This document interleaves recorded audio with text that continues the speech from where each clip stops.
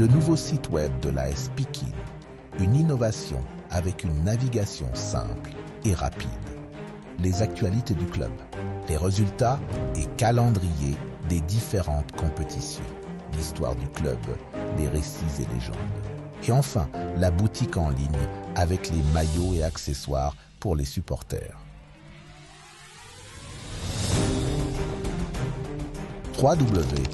www.aspikine.sn. Vision AS Pikine TV di amaan mbégte di leen nuyu ci yéen ñi topp fii ci suñu plateforme digitale AS Pikine TV ngeen ñi topp jotaay bi émission Plus de Sport bi ñu am chaque fin du mois bu nekk wala début mois bu nekk ñu ciy ànd ak ay invités de marque tey jii yàlla def ñu am ci gan gu spécial di Maguette Thiandoum mi nga xamante ni moom mooy Maguette Thiandoum bu Sénégal mën na ko woowee Maguette Thiandoum bu Pikine bu Maguette Thiandoum bu département bu Pikine bu baax a baax. ñu war ko présenté mu jiite directeur général sport management bu club bi nekk ci ñetteelu wërngalam ci ñetteelu mandat Maguette Thiandoum tey moo nekk suñu gan fii nii ci makkaanam fii ci Sacré-Cœur 3 ñu fekk si ko fii ci bureau mu dalal ñu ci jàmm ak salaam ànd ak équipe digitale AS Pikine TV président Maguette Thiandoum ma lay nuyu ci micro AS Pikine TV. waaw merci Cheikh di la nuyu toi aussi di nuyu sa auditeur AS Pikine yëpp AS Pikine TV di am mbégte di. nekk fi tey ci vraiment di la recevoir sama bureau yow ak toute ton équipe Thiat Leuz ak ñëpp ñoo xam ne tey yéen a ànd pour def interview bi. jërëjëf mu nekk Maguette Thiandoum mu ñu fay ci micro AS Pikine TV donc Pikine la war a génn ci télévision bi c'est normal bu ñu amee ku mel ni Maguette Thiandoum day nekk invité boo xamante ni ñëpp a koy xaar depuis ñu ko annoncé téléspectateur AS Pikine ni ñuy déglu di ñu xaar ci waxtaan bu mucc ayib bu ñu war a sekk ak ñoom président balaa ñuy xuus ci waxtaan bi di ñëw ci question yi ñu fi indi dañ lay bàyyi nga présenté Pikinois yi ak sénégalais yi kan mooy Maguette Thiandoum parce que tur bi lañ gën a xam que jëmm ji ak jaar-jaar bi. waaw loolu dëgg la parce que bon yàlla def na ne quand même Pikine moom presque booy seet comme ni may wax fii laa juddoo yaroo fii màggee fi donc je pense que lépp loo xam ne moo ngi dox Pikine wala luy jëmmal Pikine jéem naa ci bokk wala dugal ci sama loxo pour participer ci surtout ci développement li nga xam ne moom mooy Pikine. tey jii sax loolu moo waral xëy na ñu bëri xamuñu ko. que ne je suis adjoint maire. donc dans la ville de Pikine. Ah bon? ci élection locale yi passé presque booy seet donc je suis le 14e adjoint au maire ci ville de Pikine. Pikine Nord laa dëkk donc j'étais candidat ci élection yi mais c'est à la ville. que j'ai été élu comme adjoint maire donc ma ci am mbégte moo tax. sama teewaay foofu ci ville bi presque lu bëri ci ñuy défendre li nga xam ne AS Pikine ci la bokk ba tout dernièrement siège bi nga xam ne AS Pikine am na ko j'ai beaucoup contribué et surtout ci naka laa mën a fexe ba le maire li nga xam ne mooy Abdoulaye Thimbo ak surtout équipe bureau municipal bi ñu soutenir li nga xam ne moom mooy appui bi jëm ci AS Pikine donc ginnaaw loolu aussi je suis aussi, comme vous le savez, PDG de Sen Jeune TV bi nga xam ne mu nekk aussi une télévision des jeunes. bu nekk à Pikine di def liggéey bu am solo tamit jëm ci wàllu ndaw ñi. waaw loolu lu am solo la nekk tamit directeur d'une ONG boo xam ne mu ngi tudd réseau jeunesse population et développement du Sénégal. mu nekk réseau boo xam ne presque boo seet law na fii ci Sénégal bu ñu bëri. ci Sénégal xam nañu ci surtout wàllu réseau PopDev li muy liggéey jëm ci wàllu développement di accompagner ndaw ñi jëm ci seen wàllu wér-gu-yaram jëm ci seen wàllu aussi donc emploi ak entrepreneuriat ginnaaw loolu aussi tamit je suis directeur d'une société qui s'appelle Bonergie fi ngeen ñëw tey ji presque booy seet ci entreprise bi la waaw seen entreprise boo xam ne presque booy seet depuis 2013 maa nekk le directeur ici au niveau du Sénégal nekk même actionnaire de cette entreprise yàlla def na ne aussi tamit entreprise bu am solo la ci wàllu énergie renouvelable ici au Sénégal booy seet ci ñaar wala ñett entreprise yi gën a rëy ci Sénégal jëm ci wàllu énergie donc ci lañ bokk donc loolu yëpp pour wane que ne ci wàllu bi nga xam ne lañ ma dénk ma ci liggéey ci AS Pikine donc du ma ci gan quoi donc am naa ci expérience donc yàgg naa ci jiite organisation loolu xëy na rek mooy ci tënk li ma ci mën a wax ci sama présentation. mais incha allah bu ñu gën a xóotal rek. donc dinaa gën a wax tamit lu ma am mais Pikine tamit même Ecopene Ecopene tey jii mu nekk Pikine presque booy seet ci première structure yoo xam ne presque maa ko sos man ak nekk fa Biralo ak yeneen Allé Diouf donc Ecopene mu nekk une organisation boo xam ne je suis le responsable financier et membre fondateur. donc de cette organisation au niveau de Pikine. macha allah ci casquette yi macha allah ci ndombal tànk yi yàlla ma joxe cër mais président balaa jóg ci waxtaan bi casquette yooyu yëpp est-ce que du lourd ci yow nan ngay mën a alterner ndombal tànk yi bëri yëpp directeur général fii DPG fii est-ce que lu nekkul pression ci yow. waaw xam nga moo ngi mel ni rek comme président de la république bon nga ne ndax ndombal tànk bi diis na quoi. nga président de la république bu Sénégal moom ndombal tànkam. lu mu diis dafa am ñu mu liggéeyal. parce que lépp question d'équipe la quoi. donc boo amee équipe boo xam ne ñoo lay jàppale. donc dina yomb au niveau de Bonergie j'ai presque plus de 50 employés. yoo xam ne ñoom dañ ciy liggéey au niveau de réseau POPDEV j'ai plus de 30 employés. ñoo xam ne dañ ciy liggéey. donc au niveau des autres structures presque sama emploi yi ma ci am ñu may liggéeyal di nga xam ne ñoo may taxawal wala di ma demal donc bari na ma li may def lu ci ëpp coordination la loolu moom may jot ma mën a am temps mën a liggéey ci lii wala liggéey ci loolu mais pour dalal sa xel que ne vraiment yooyu yëpp entreprise wala bokkul organisation yi may liggéey yàlla may na leen tey jii ñu jógee ci développement bu ñoo ngi nekk ci développement bu am solo te xëy na sama capacité de coordination wala moom moo ko may. dina ñëwaat ci POPDEV ak yu bëri ay laaj yu ñu ci yóbbante mais ñëw ci suñu waxtaan bi di ci indi ci premier point bi muy lan mooy relation ndombal tànk bi nga jiite AS Pikine di sport management ak club bi. waaw xam nga. Pikine Sport Management donc ab entreprise la boo xam ne Pikine moo ko créé parce que loolu ci fédération lu jógee parce que dañ ne pour ñu dem club professionnel équipe bu nekk dafa war a am ab société parce que booy seet société bi moom mooy war a manager lépp loo xam ne dafa jëm ci partie professionnelle bi bon partie amateur bi aussi am na mais loolu bokkul ci club professionnel association bi waaw mais équipe surtout li nga xam ne moom mooy bi nekk Ligue 1 moom surtout partie professionnelle bi la gën a engagé wu donc c'est société bi moo ko war a jiite parce que loolu obligation la donc tey jii ñi nekk Ligue 1 yëpp ku ci amul équipe professionnelle muy maanaam société doo mën a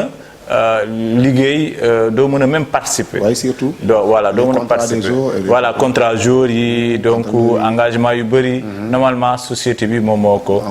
war a engagé moo ko war a def. parce que dañ ne dañ bëgg a dem ci lu professionnel. donc loolu moo waral AS Pikine donc bi mu ko xamee mu créé Pikine Sport Management donc mu nekk société boo xam ne presque booy seet AS Pikine moom moo. am part yi ëpp yi donc presque booy seet 99% des parts daanaka AS Pikine moom moo ko yore teg ci loxoom mais yeneen yi li ci des moom c'était pour mu partager ko donc club bi moom li nga xam ne moom mooy société bi waaw loolu moom moo indi relation bi maintenant relation bi nag c'était que AS Pikine moom confié li nga xam ne mooy Pikine Sport Management tout ce qui concerne comme vous avez dit le recrutement normalement ça doit être fait tout ce qui concerne les contrats tout ce qui concerne le travail boo xam ne dafa jëm ci club professionnel bi donc Pikine Sport Management moom moo ko war a jiite doxal ko aussi tamit wutal ay moyens club bi développer partenariat développer des projets et des programmes pour le club parce que ba set en championnat bon club yu bëri noonu la ñuy doxalee et loolu gis nga même au niveau des clubs yi nga xam ne duñu ay club de quartier presque booy seet bon loolu moom moo fay gën a dox donc comme les académies presque booy seet loolu fay gën a dox voilà donc yooyu yëpp voilà yooyu yëpp c'est des choses yoo xam ne luy dox lu ëpp la quoi voilà est-ce que relation bi war ci casquette bi nga jëlee au niveau AS Pikine directeur général sport management lan moo ko sooxeel ba gis ñu ci émergence bu mag bu ñu doon xaar ci affaire bi. waaw bon booy seet quand même Pikine jëm na ci lu bari essayé na ci dox lu bari je me rappelle presque avant mandat bi di jeex ñun on a tenu plusieurs réunions dans mon bureau fële à Pikine pour jéem a xool naka la ñuy def ba AS Pikine à partir de maintenant mu génn ci partie vraiment amateur un peu bi mu nekk dem ci partie professionnelle parce que vraiment volonté bi moo ngi fi. Même le président Modou Gueye quand même on a beaucoup échangé je me rappelle même dem naa ba ci bureau ànd fa ak Famara à l'époque tout juste bi ñu may doog a nominé sama première année ci loolu ñu tëral une feuille de route bi moo doon naka la ñuy def ba au niveau de Pikine ñu am un directeur financier am un directeur de programme maintenant pour que ñoom ñu mën a porter tous lépp loo xam ne dafa jëm ci luy doxal Pikine mais xam nga une entreprise pour que nga mën ko doxal lu mel ni AS Pikine dafa laaj nga dem ci côté professionnel bi mooy tey jii da ngay xool équipe bi li muy jot ci xaalis bari na bari waaye boo xam ne macha allah bu fekkoon ne jaarale nañ ko ci dans un cadre beaucoup plus professionnel du ñàkk mën na jox confiance à des banques pour que ñu mën a même appuyer aider le club pour que ñu mën a attirer d'autres financements parce que li am solo mooy recettes yi nga xam ne moom ngay am c'est-à-dire recettes yi fexe ba mu ëpp say dépenses te recettes yi mais dafa laaj aussi organisation ni nga koy amee dépenses yi aussi dafa laaj ay organisation donc je pense que club bi am na lu mu ci doon jéem a essayer donc loolu moo tax même cette année bon bi ñuy def élection bureau bu bees bi dañoo changer même structuration bi pour dem ci ay direction donc boo seet dañu amoon direction li nga xam ne mooy marketing direction finance am direction commerciale donc AS Pikine nag direction générale bi moo waroon coiffer toutes ces directions là pour mën a yombal surtout la coordination de ce travail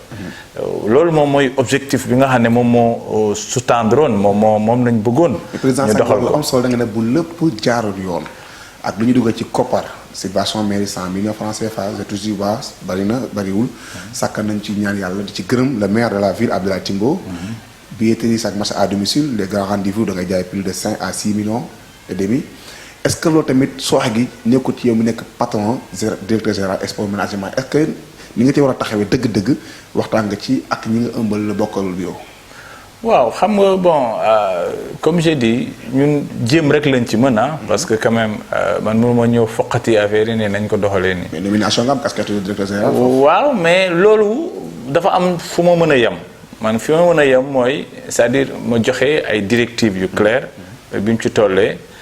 pour que mu permettre au moins mécanisme bi. bi nga xam ne moom mooy machine bi nga xam ne moom moo war a faire rouler l'affaire moom mu dox mais aussi ñu delloo si ko ci ñun te parce que pour man moo taxoon ma ne woon d'abord la première chose qu'il fallait faire mooy il fallait ñu am benn siège parce que une équipe professionnelle faut que déjà ñu am siège parce que tant que amuñu siège boo xam ne fa la nit ñi di daje nga mën a inviter say nit nga mën a même recruter un personnel parce que man sama objectif moo doon ñu recruter au moins une ou deux personnes ñuy travailler pour le compte du club mais képp koo xam ne dafay xëy war a dem liggéey wala nekk ci liggéeyu boppam c'est-à-dire mënul doxal club bi ci ni mu ko war a mën a doxalee bokk la ki nga xam ne da nga koo sas fay ko di ko liggéey loo jox ko ay mission ba pare bul deful mission yi sax nga génne ko fi donc ñun loolu moo nekkoon l'objectif bi nga xam ne moom la ñu amoon voilà il fallait d'abord ñu am siège donc vraiment ça c'était assez important donc amuñu benn cadre boo xam ne fa la ñuy mën a retrouver woo pour war a mën a discuter liggéey jëm ci luy doxal entreprise bi mais quand même essayé nañ ay réunions yu bari bon mais étape bi nga xam ne moom la ñu toppoon jàpp ne bu ñu ko defee club bi dina développé wu mais malheureusement étape yooyu yegguñu ci parce que il fallait d'abord que au niveau de la comptabilité ñu assainir la comptabilité ba nga xam ne gestion comptable bi day xaw a méngoo ak société yu bëri ni muy doxee nga def nañ ci effort bu bëri am nañ ci lu bëri mais jàppoon nañ ne waroon nañ ko gën a mën a améliorer. am résultat yi ëpp yi ñu am. voilà donc améliorer bi rek parce que gestion bi quand même amul problème ci wàllu dépense bi ndax baax na am baaxul mais dépense bi ndax enregistré nañ ko waroon enregistré ndax préparé nañ ko ndax justification yi leer na pour bu ëllëgee boo woowee benn partenaire de développement pour mu ñemee dugg ci yëf yi mu xam ne kat lii moo ngi suivre li société yi di joxe mais c'est pas seulement AS Pikine que moo koy vivre mais ça c'est presque l'ensemble des clubs mais seulement Pikine bon jàppoon nañ ne bu ñu tegu woon ci raay bi xëy na tey ji weesu nañ li nga xam ne moom la ñu nekk fii te même attirer d'autres financements qui sont des financements assez importants. Maguette Thiandoum directeur général sport management saxaar gi sax mu ne bu ñu tegoon ci raay bi dinañ dépasser fi ñu nekk kon dañuy jàpp ne saxaar gi dafa wàcc yoonam président dégg naa sànq say kàddu nga ne pourquoi pas amoon ay partenariats ay banques mu gën a appuyer club bi bu fekkoon ni yëf yi jaar na fi war a jaar comme ni ko waxee sànq nii mais est-ce que c'est trop tard war a mën nañu rattraper parce que 3e mandat ci nga nekk yaa nekk ñetteelu directeur général Pikine sport management ginnaaw doyen Abbas ak l'actuel président Mamadou Gueye Sali en passage yow nga nekk 3e directeur général sport management ci ñetteelu mandat yu président nekku tamit sa 3e mandat en tant que casquette directeur général sport management ci biir club bi mais day nekk tamit sa première année comme directeur général sport management 1 an la dafa gum ci mandat de 3 ans est-ce que mënuñu rattraper li ñu raw yépp ci li nga dënk fii sànq. waaw xam nga tey jii peut-être que je pense que en tout cas dara weesoogul parce que quand même Pikine n'a perdu aucune opportunité je pense que de se développer et d'améliorer li nga xam ne moom mooy le management ou la gestion bon dafa laaj nag bon comme ni wax engagement de tout un chacun surtout du président bi nga xam ne mooy le président Modou Gueye et je pense que et aussi le président Modou Fall bi nga xam ne mooy président délégué bi et aussi donc tout le club mooy direction yi fa nekk pour que ensemble ñu mën a toog marquer la volonté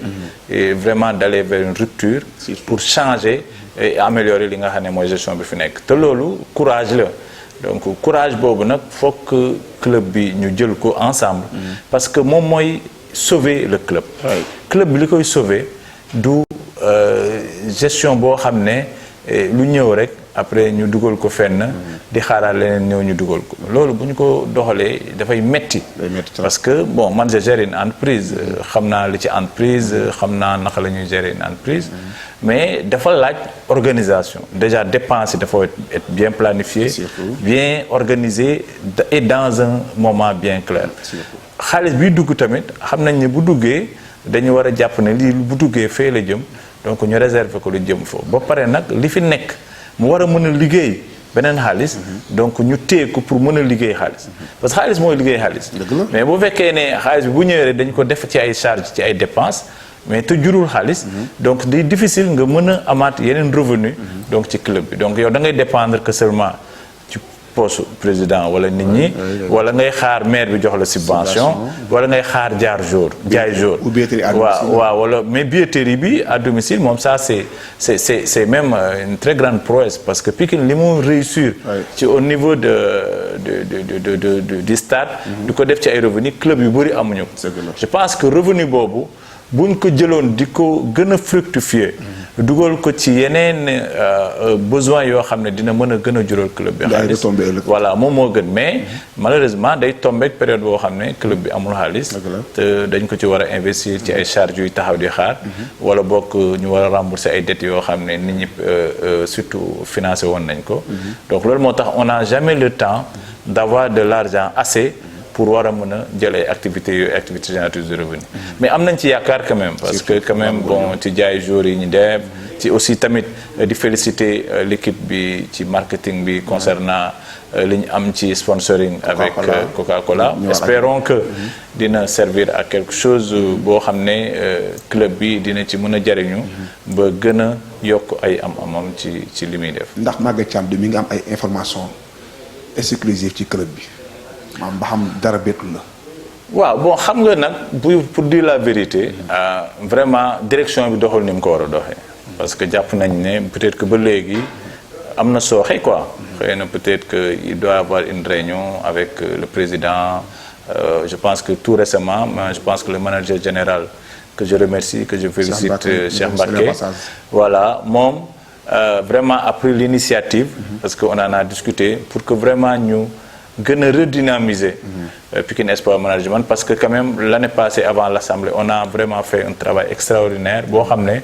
bu ñu toppoon yoon boobu je pense que tey jii peut-être que weesu nañ ci jafe-jafe yu bari quoi parce que on était vraiment dans une bonne dynamique mais xëy na bon rupture bi am parce qu'on comprend qu'aussi l'équipe Boubès Mogno avec une nouvelle dynamique, il fallait laisser le temps nous adapter. Mais je pense que Taïdi, si le président Modou Gueye est disponible et que le président délégué aussi Modou Fall et tout le club permettre nañu ñu toog pour war a mën a porter la vision bi nga xam ne moom la équipe bi bëgg am pour suba rafet nañ njort que ne mën nañ am lu ëpp li nga xam ne moom lañ fi am tey. Et c'est possible avec Maguette Thiandoum. Mais c'est plus que même possible parce que quand même xam nga am nga bokk ci équipe. engagement rek la. waaw man sama engagement rek la am. ak sama expérience sama xam-xam ak aussi samay relation moo tax espoir yi bëri ci yow Pikine waaye am ci yaakaar. waaw moo tax tamit bon espoir boobu man mën naa ko porter ñeme naa ko porter aussi. parce que yàlla def na ne comme ni ma man Pikine laa juddoo yaroo fi màggee fi lu ma fi am tey jii presque ba seet Pikine moo ma ko may ma am ko. mais bu ma demee wuti ji ko feneen. maintenant cëslaay boobu moi je pense que je peux toujours m'appuyer parce que quand aujourd'hui j'ai même installé mon bureau à Pikine Rond-Point Dominique. Parce que dama xam ne le potentiel est là. Mais seulement courage bi rek moo des. Moi je pense que si on a le courage de faire un petit peu de pas. Et puis même ci club bi am na ñoo xam ne vraiment ils ont de la volonté. Je me rappelle yenn réunions yi ñu doon am yenn discussions et les gens étaient quand même vraiment très intéressés à ce que ñu développer l'équipe professionnelle. Et loolu nag bon moo war a huiler. Nit ñi am peut-être que bàyyi que ne jàpp ne loolu moo gën ci club bi je pense que si tout le monde fait l'effort ensemble vraiment war nañ mën a weesu ci lii ñu nekk ba club bi am cette autonomie financière bi nga xam ne moom la club yu bëri soxla ba bu ëllëgee je pense que du dem di wuti ji xaalis ci kenn wala di ko àbb fekk na ne moom préparé na boppam pour am li nga xam ne mooy ressources yi. dañ ko bàyyi mu soufflé Maguette Thiandoum la tey ji mu dal ñu fii ci makkaanam fii ci Sacré-Cœur di waxtaanee lépp lu jëmal club bi di AS Pikine ak casquette bi ñu ko takkal di directeur général Pikine Sport Management sa relation ak président Modou Gueye. waaw président Modou Gueye quand même vraiment on a des relations très cordiales de relations de vraiment de respect mutuel. Et relation aussi tamit vraiment bu yàgg quoi parce que moom en tant que maire même parce que je pense ñu ko élire maire man ma nekk maire de la ville on a même envisagé de travailler ensemble sur beaucoup d'autres aspects peut-être que jot bi moo ko mayewul benn yoon parce que yàlla def na ne aussi tamit moom dafa xawal am jot trop ci par rapport ak liggéeyam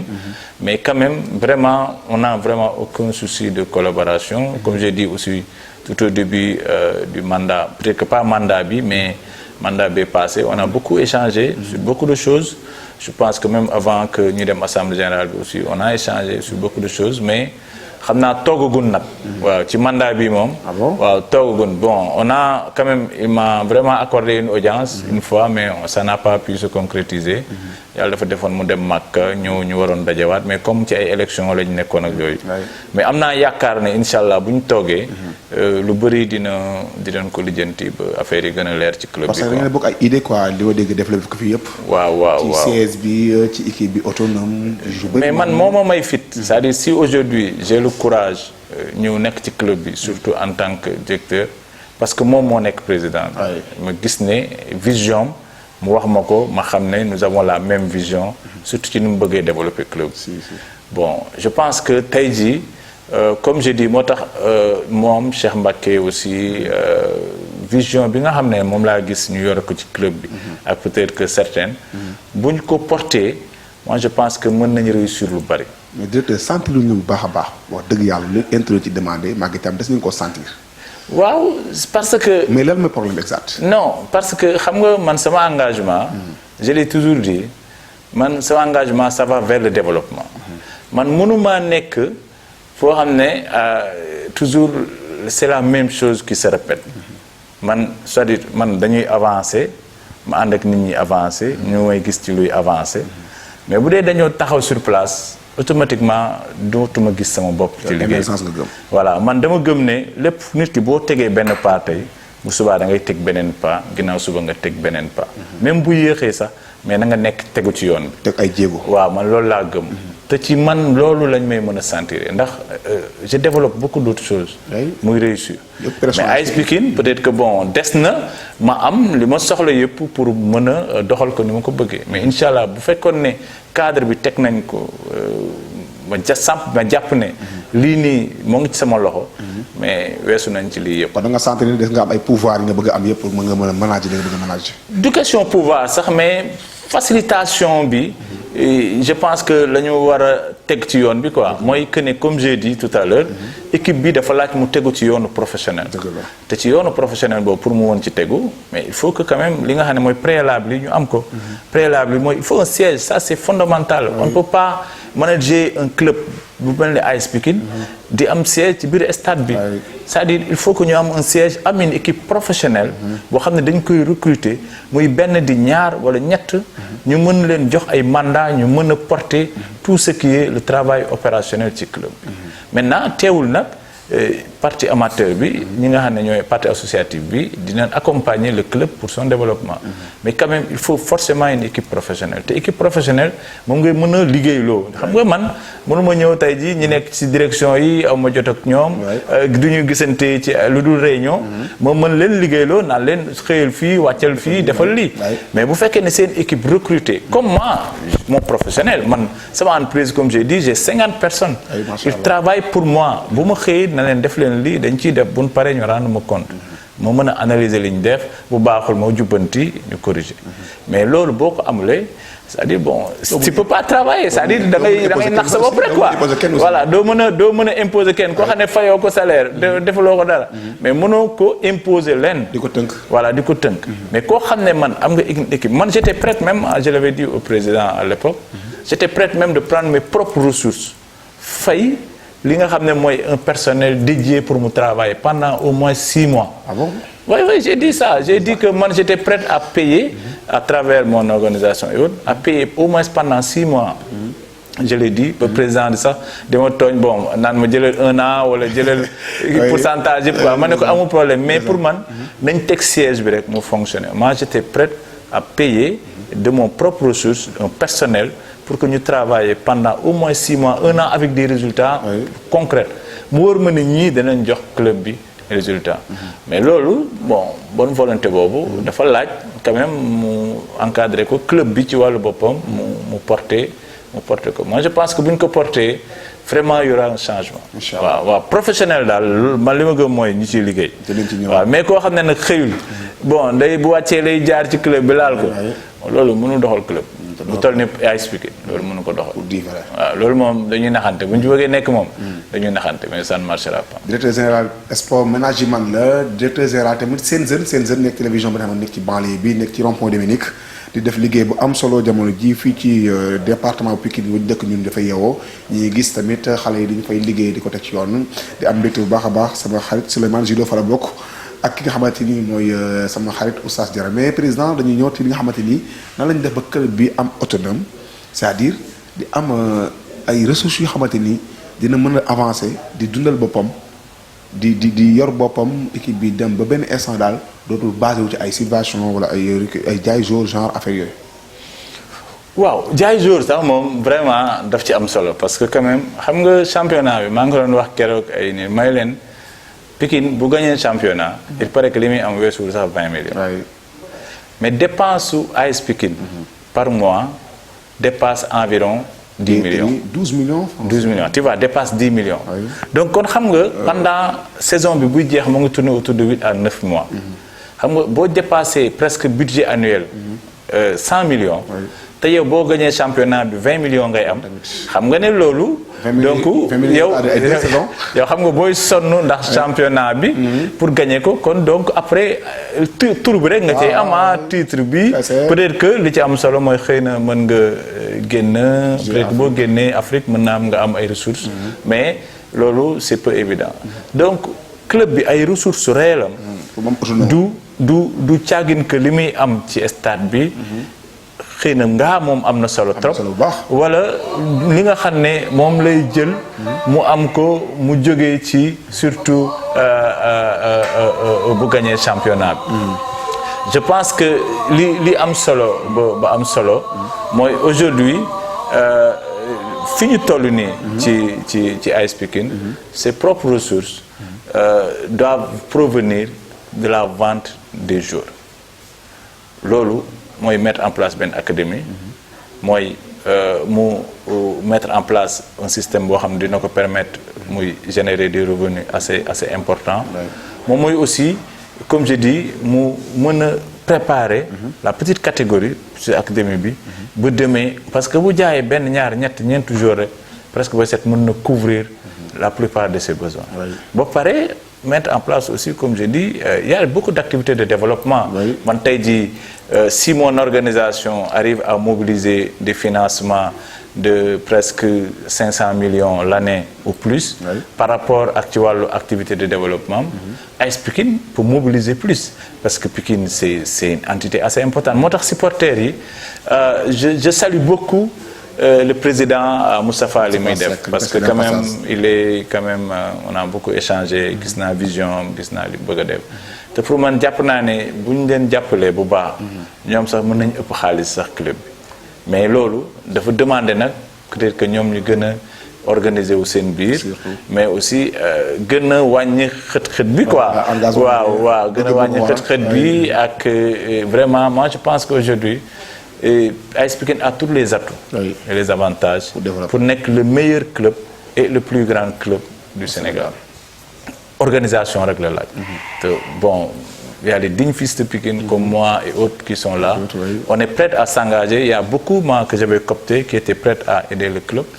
bon mais comme je dis il faut que club bi def le pas quoi vers le professionnalisme te bu ñu ko defee incha allah mën nañ ci am lu sut suñu njort. est-ce que Pikinois yi dëkk sa biir commune ñi ngi gis sa bopp ñi ngi gis seen bopp ci entreprise yoo nga jël maanaam est-ce que Maguette Thiam mi ngi xeex wàllu chômage ci biir département Pikine. waaw bon moom lay wax ma ne tey jii boo demee ci élection locale yi ñu passé xam nga il y avait beaucoup de candidats qui étaient là-bas surtout à Pikine Nord mais ci candidats yi fa nekkoon yëpp presque booy seet je suis le seul boo xam ne am na fa une entreprise bu nekk à Pikine et di recruter plus d'une trentaine de jeunes qui travaillent là-bas et la plupart c'est des jeunes de Pikine donc xam nga loolu déjà ça montre toute l'importance et l'engagement et le travail que nous sommes en train de faire ba pare loolu doyul nous avons amené des financements yoo xam ne tey jii Pikine moo ngi koy jariñu parce que dans le cadre même d'un projet j'ai mobilisé un financement de plus de 50 millions pour la ville de Pikine donc concernant un projet boo xam ne ñu ngi koy liggéey te projet boobu presque booy seet day def yeneen action ci au niveau de différentes autres communes pas seulement à Pikine Nord mais aux différentes autres communes te yooyu ay actions de développement la donc lépp lu jëm ci wàllu xëy bi aussi on a un incubateur au niveau de Pikine Nord te ci sunu siège bi on a financé il y a pas longtemps 100 millions. Ah bon? Waaw on a financé presque combien de jeunes une centaine de jeunes ñenn ñi 500 000 ñenn ñi 1 million donc presque une centaine de millions on a financé ça à des jeunes de Pikine ou des jeunes de Pikine des jeunes de Pikine il y en a des jeunes aussi de Rufisque des jeunes aussi de Thiès mais parce que bon nous sommes une organisation nationale basée à Pikine voilà mais vraiment quand même il y a beaucoup de jeunes de Pikine qui ont été formés accompagnés yoo xam ne am nañ ci financement yi te loolu yëpp li ñu ko may mooy dañ dem mobiliser ay partenaires wax leen li nga xam ne moom la ndaw ñu soxla ñu jàppale leen ci te pour man comme je dis aujourd'hui AS Pikine loolu war na ko mën taxawee waaw war na mën taxawee taxawaay boo xam ne war na dem mobiliser ay financement auprès des bailleurs de fonds ñëw indi ko au niveau de Pikine joxaat ko li nga xam ne moom mooy population de Pikine donc en tout cas am nañ ci yaakaar que ne bon bu Pikine organisé au AS Pikine comme il le souhaite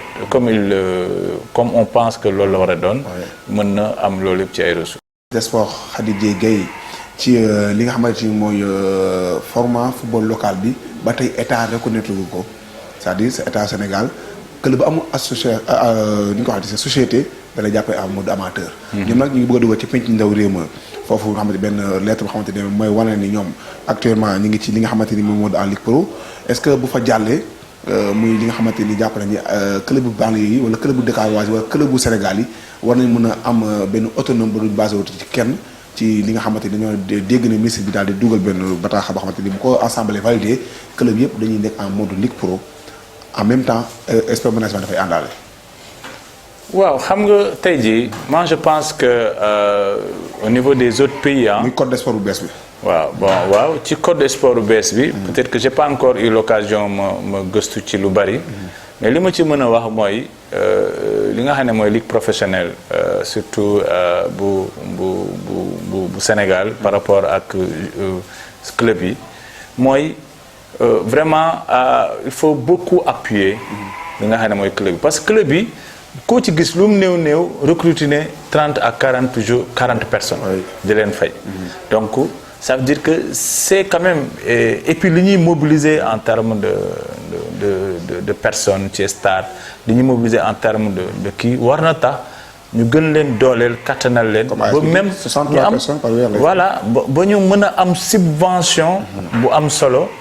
parce que jóge ci état ñëw ci ñoom. parce que quand même mënuma comprendre moom laay wax. yow subvention bi ñuy am je pense que ça tourne autour de 5 millions l'année ah.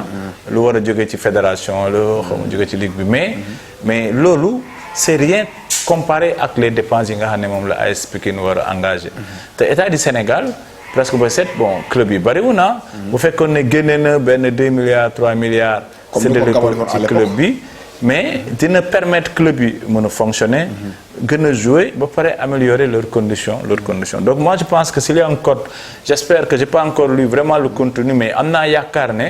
et professionnalisme en tout cas moom am na ci solo. waaw mais da ngay xool tey jii la ville de Pikine. li muy def en termes de subvention ci AS Pikine amul benn commune wala ville bu koy defal. presque 100 millions nga koy jox sa club. mais c'est énorme c'est extraordinaire donc loolu moo tax presque Pikine ville de Pikine moom mooy nekk première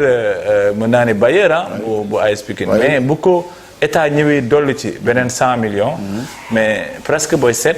dina mën a couvrir l'ensemble des charges annuelles bu AS Pikine parce que les charges annuelles tournent autour de 100 à 200 millions maximum 150 millions par an fi ñu toll nii bien sûr mën nañ grandir dem ci yeneen aspect moo tax am nañu yaakaar que ne le nouveau siège qui va être construit je l'espère bientôt wala académie bi nga xam ne AS Pikine bëgg na ko am te man j'aurais même demandé que ñu dem ci àll bi wut fa terrain construire fa une académie et amaale fa terrain dina permettre que vraiment équipe bi autonome ba nga xam ne du xaar état jox ko wala kenn jox ko parce que booy xaar nit jox la rek mooy war ne yow pare ko waaw te man Pikine tollatul fu muy xaar nit jox ko Pikine moo war a liggéeyal boppam man je pense que loolu mooy sama vision il faut que Pikine lui-même finance Pikine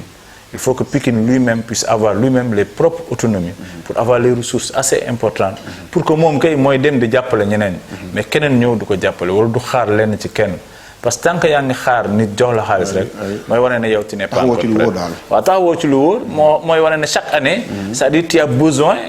qu'on te donne de l'argent pour que tu fonctionnes alors que Pikine waroon na mën a créer assez de ressources vendre des jours wala soit développer d'autres activités parce que les Pikinois sont des supporters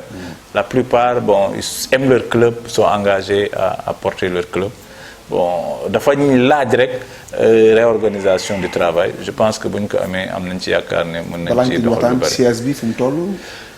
waaw siège bi moom xam naa ne quand même defoon nañu pose première pierre bi. je pense que aujourd'hui le président Modou Gueye suit ça de près. En tout cas la ville de Pikine j'ai pas encore souvenance ndax joxe na li nga xam ne mooy subvention bi parce que ñoom li ñu doon xaar mooy vraiment ñu mobiliser l'ensemble des fonds pour que ñu war a mën démarrer mais dafa laaj comme je dis tey jii mu am un comité wala soit Pikine ci wàllu boppam que ce soit mooy direction bi wala yooyu ñu mën a gën a taxawal jëmmal li nga xam ne mooy construction siège bi pour que au moins mu gën a avancer parce que bu dee ville bi moo ko porté moom dafay jaar ci ay procédures mais bu fekkee ne maintenant club bi moom mooy porté ci wàllu boppam li nga xam ne mooy subvention bi faut que déjà mu mobiliser les autres ressources additionnelles nga xam ne moom la soxla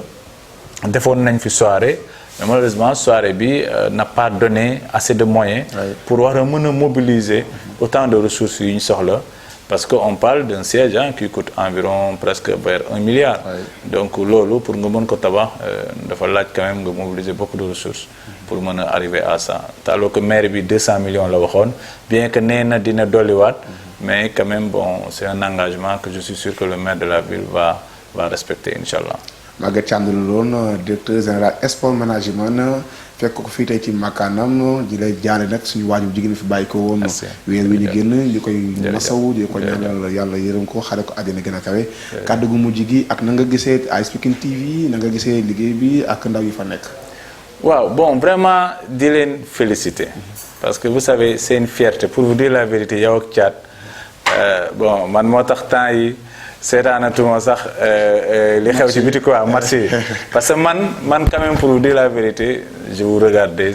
chaque fois que match am man je préfère ça parfois seetaan leen déglu que parfois may déplacé wu quand je suis au stade parce que samay activité parfois mën na ko bloquer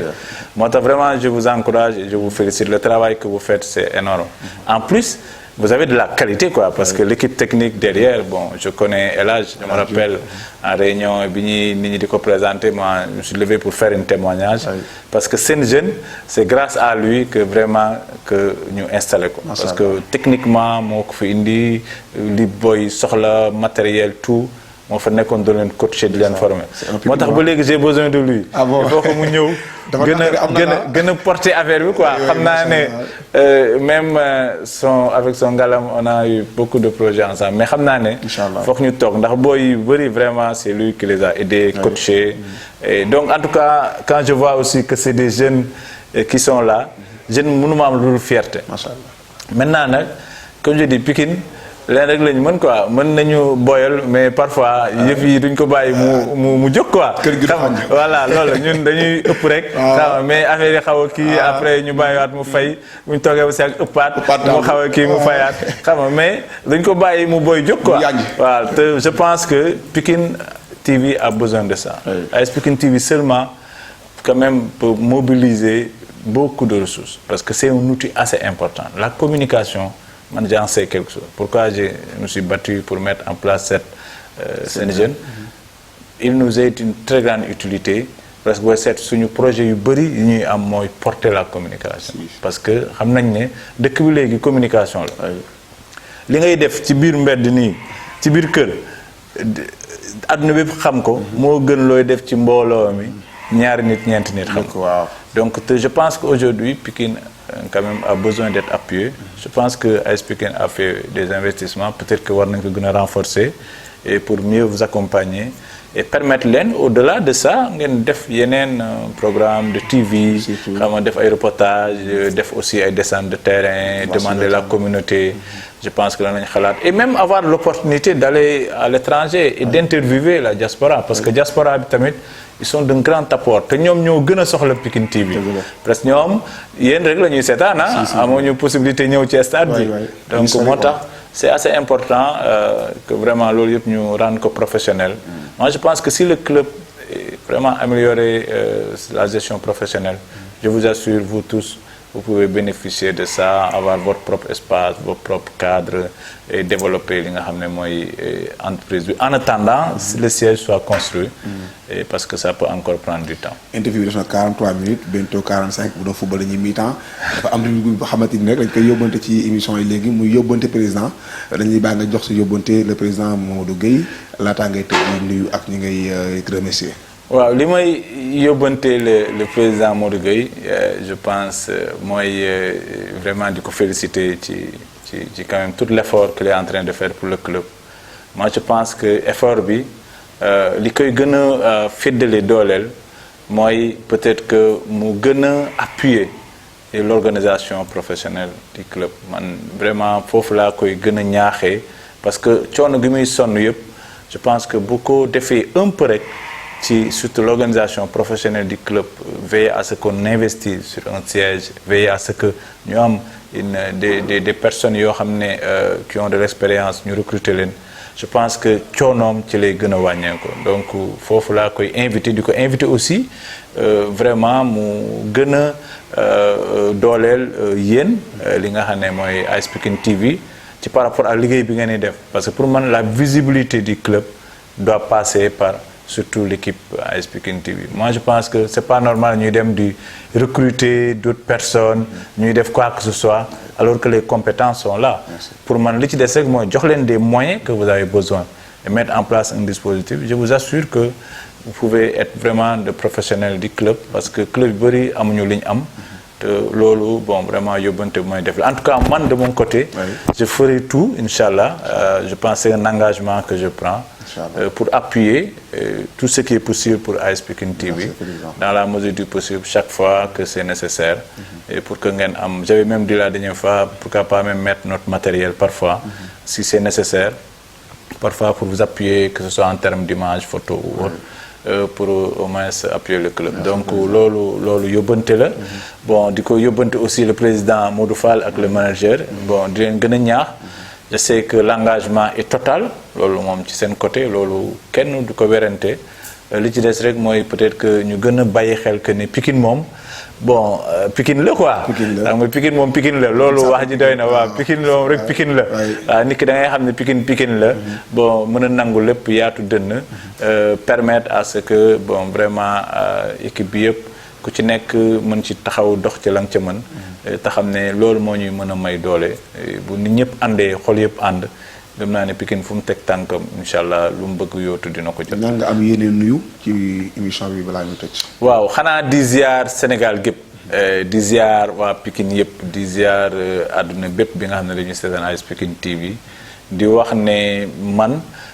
sama fierté est toujours mooy de montrer que je suis un digne fils de Pikine parce que loolu moo dee suñu xol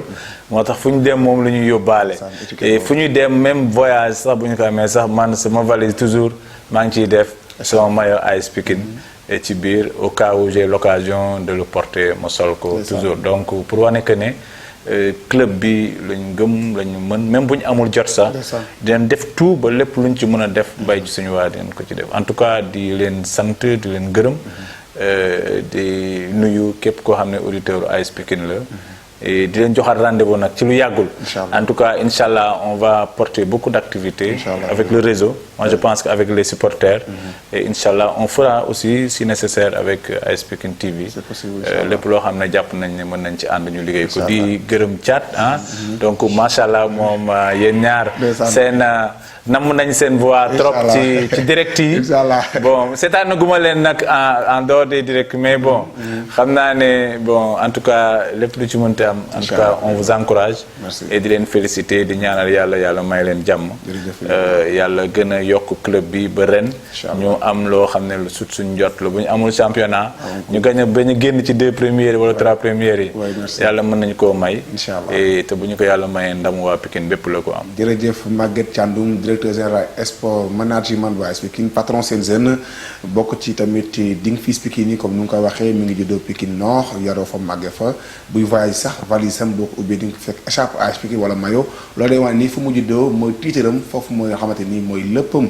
amul lu ko gën a rëy ñu am mbégte ci dalal gi mu dalal fii nii ci Sacré Cœur 3 ci makkaanam di am mbégte di gërëm bu baax Elmo ma jàkkaar loolu ci caméraman bi Mati 3 Pommes sama sister di gërëm bu baax a baax tamit El Hadj Diop le patron digital Ngalam TV et de l'AS Pikine borom des sports borom 3 nominations yi laa ko tuddee léegi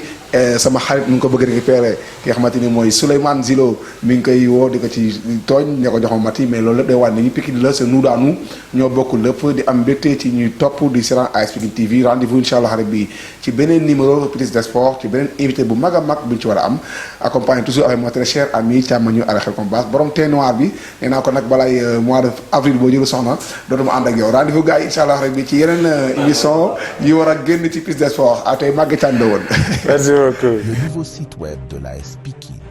une innovation avec une navigation simple et rapide. Les actualités du club, les résultats et calendrier des différentes compétitions, l'histoire du club, les récits et légendes. Et enfin, la boutique en ligne avec les maillots et accessoires pour les supporters. www.aspikine.sn